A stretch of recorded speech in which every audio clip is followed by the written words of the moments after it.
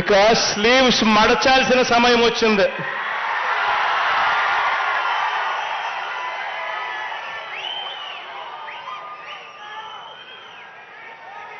అబద్ధాల యోధుల్ని మట్టి కల్పించాల్సిన సమయం వచ్చింది. మీ మీదకు పదును పెట్టి మంచి చేస్తున్న ప్రభుత్వానికి అండగా నిలబడాల్సిన సమయం వచ్చింది.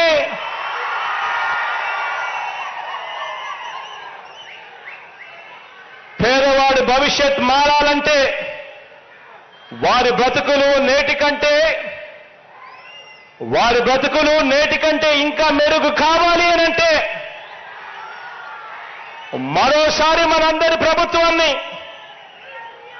ఈ 55 నెలల్లో ప్రయోజనాలు అందుకున్న ప్రతి ఒక్కరూ సమర్థించాలని, ఆ పేదలందరికీ కూడా వివరించాలి.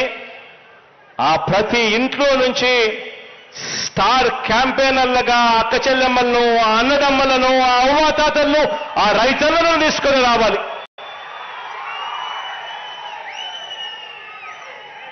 పెత్తందారుల మీద పేదల పక్షాన మనందరి ప్రభుత్వం చేస్తున్న యుద్ధంలో ఏ ఒక్క ఓటైనా కూడా బాబుకు ఓటు వేయడము అంటే దాని అర్థం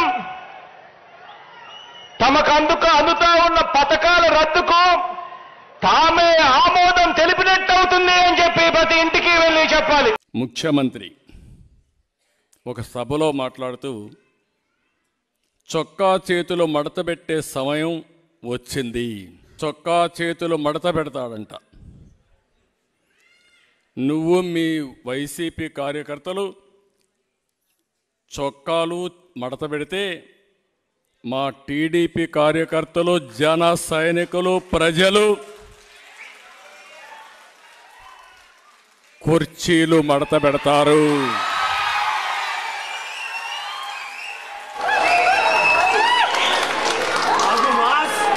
మళ్ళీ చెబుతున్నా,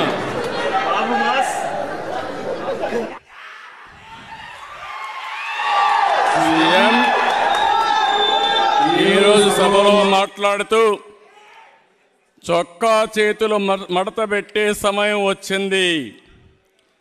నువ్వు మీ వైసీపీ కార్యకర్తలు చొక్కాలు మడత పెడితే మా టీడీపీ కార్యకర్తలు, జన సైనికులు, ప్రజలు కుర్చీలు మడత పెడతారు.